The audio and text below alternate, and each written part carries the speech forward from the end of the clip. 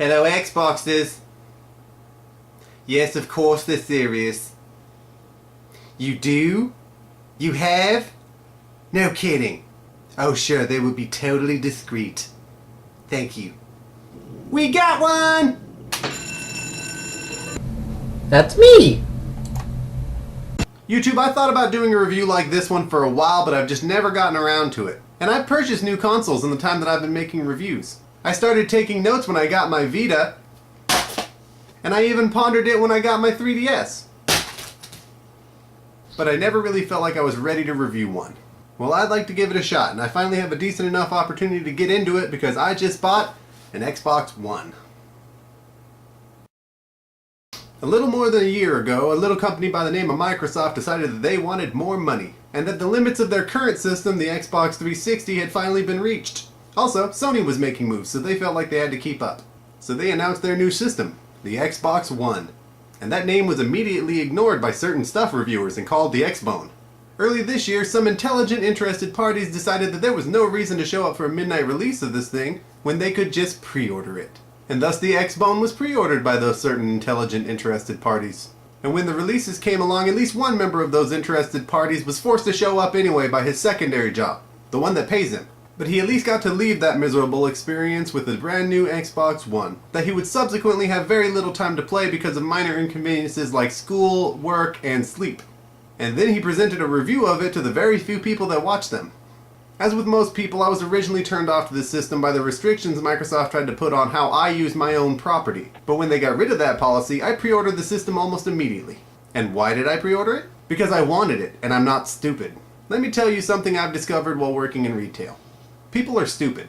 People will come in a day before something releases asking if they can still pre-order it. As if that company would be able to perform an emergency airdrop for the product that you just decided you wanted. That being said, those people are still far superior to the people that come in 1 week after something comes out and ask for a pre-order. I know what you mean. You want to be on a waiting list for the next shipment. But I also heard what you said, and I understand how prefixes work. Because you can't pre-order something post-release. But even worse than them are the people that just walk in and say, I'd like to buy an Xbox. As if it was a given that they would be in stock.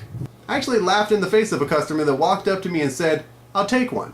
Because he said it so confidently that we would have this very popular product a week after it came out that I just assumed he was joking. And no amount of explaining will ever get these people to figure out how difficult it's going to be to find these things until after the holiday season. When you come in a week after a console has been released at about 2 p.m. and ask me when am I going to be able to find an Xbox or a PS4, my answer is always going to be, with this level of dedication, June. Because the smart people that wanted one, pre-ordered one.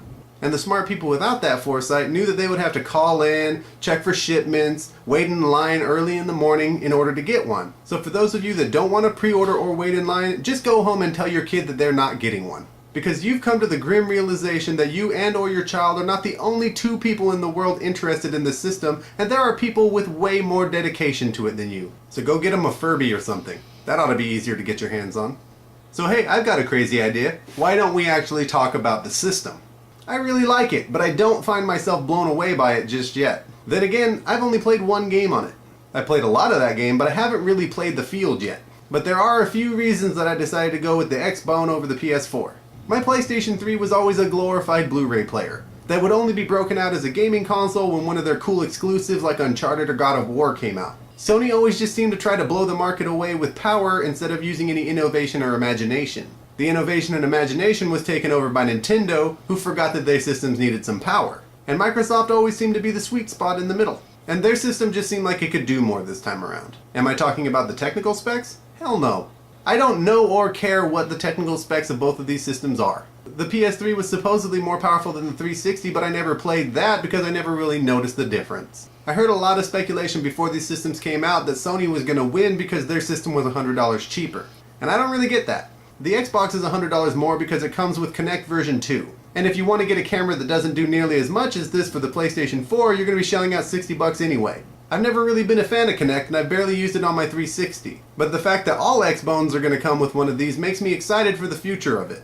Because it probably means that developers are going to start making more games for the Kinect because they know that every Xbone has one. And the technology of the Kinect seems like it's been vastly improved, although I barely experienced most of it myself. None of the games that I purchase really even use the Kinect, but I have seen that it recognizes my face when I sit down in front of it. And that's cool and everything, but my 360 would sign me in automatically too because I was the only person playing it. But the limited times that I've used the Kinect have worked fairly well. For instance, I was able to tell my Kinect to find demos, which is a great thing because the new software has hidden the demos so well that I have not yet been able to find them. And I've only played one game so far, but it used the Kinect in some interesting ways. I thought it was cool that Dead Rising uses the Kinect to allow you to attract the attention of zombies by yelling, "Over here!" And I was able to use that to lure some zombies into falling into a chasm so that I could jump over it. And then I never used it again. You can also use it to insult bosses in the game by yelling, "You're crazy!" But the only thing that really seems to do is make you look crazy by being the one who's in your room yelling "You're crazy" at your new Xbone. You're crazy! But overall the Kinect seems to work pretty well. But I am a little curious to see what Sony did when they were trying to steal it. And speaking of stealing, it seemed that Microsoft tried to steal the whole 6-axis thing from Sony. Which I found in Dead Rising 3 because when a zombie jumps on you, you have to shake the controller to get him off of you. But here's the thing, Microsoft. I hated 6-axis. It never worked. And it barely works when you're doing it. Can I not just leave my controller on my lap so I can enjoy myself while moving as few muscles as possible? It is at least smart that both of these new controllers charge with micro USB. It's much more convenient than a proprietary one or the mini USB that the PS3 used to use. But one of the things I'm most excited about is how it's going to benefit these videos. Because if I do something in the game that I want to talk about in one of these videos, all I have to do is...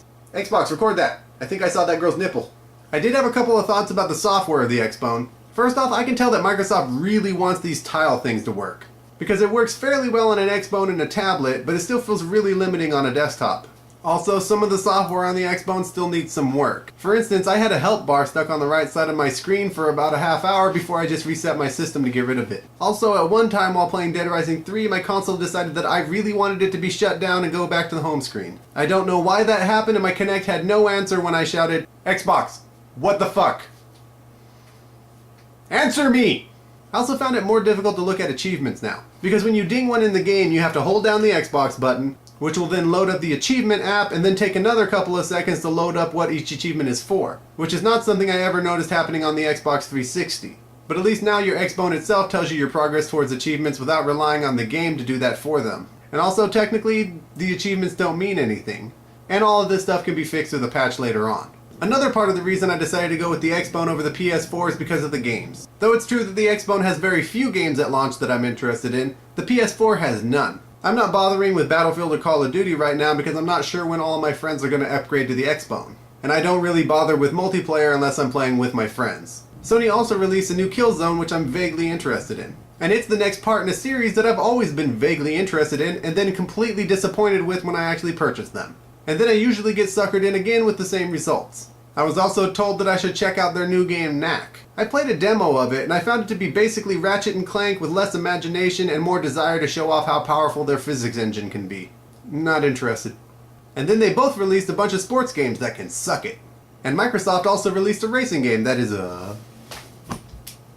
The only launch titles I was actually interested in were both owned by Microsoft, Dead Rising and Rise. And thank you, by the way, for making your two most interesting titles the ones that are also completely confusable based on title. But I talked myself out of Rise because it was getting some mediocre reviews. When I first heard about Rise, I thought there were two possible outcomes. Either it would be wicked awesome, or it would be completely repetitive. And apparently they went with the second one. But Dead Rising 3 at least is a really entertaining game. I also purchased Assassin's Creed and Killer Instinct, which I will play eventually.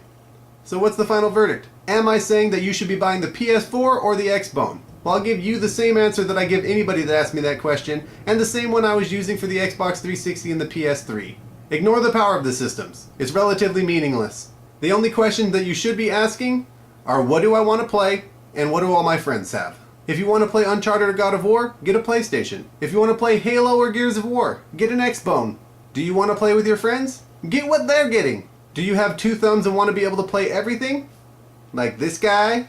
Then buy them both. So that's basically it. I like my new Xbone, but I'm not yet in love with it. I am excited for the future of it, especially in how it pertains to these videos. Because not only will I be able to get new game content from my videos, but also because I'll potentially be able to fuck with my audience by randomly yelling, "Xbox, shut down!"